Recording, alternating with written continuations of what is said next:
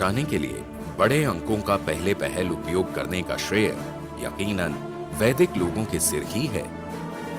आकाश का निरीक्षण करते हुए वैदिक खगोल शास्त्रियों ने पाया कि सूर्य तथा चंद्रमा हर 5 वर्षों की अवधि में धनिष्ठ यानी डेल्फियस नामक नक्षत्र में एक कतार में नजर आते हैं। 5 वर्षों के इस समय काल को उन्होंने एक युग का नाम दिया। इसी आधार पर उन्होंने 60 वर्षों के युग का हिसाब भी लगाया, जिसमें सूर्य तथा चंद्रमा के साथ जुपिटर भी एक कतार में नजर आता है। इसी पद्धति द्वारा गणित के आधार पर उन्होंने एक बड़े समय काल का हिसाब लगाया, जिसे महायुग का नाम दिया।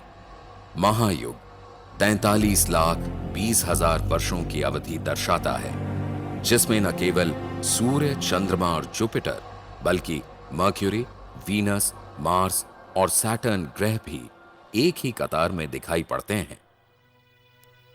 खगोल विद्या की जानकारी हासिल करना वैदिक लोगों के लिए मुख्यतः खेतीबाड़ी तथा धार्मिक क्रियाओं के लिए उपयुक्त समय और तारीखें तय करना था। सूर्य और चंद्रमा के गति चक्र की जानकारी से उन्हें खासे अचूक कैलेंडर बनाने में मदद मिली।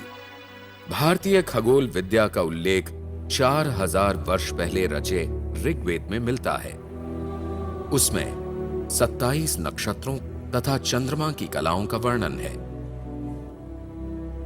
वैदिक लोगों को सूर्य और चंद्रमा की गति और इनमें लगने वाले ग्रहणों की भी जानकारी थी। ऋग्वेद में ऋषि अत्रि के सूर्य ग्रहण को देखने का और महाभारत के भीष्म पर्व में 14 दिनों के समय में 2 बार ग्रहण लगने का उल्लेख मिलता है।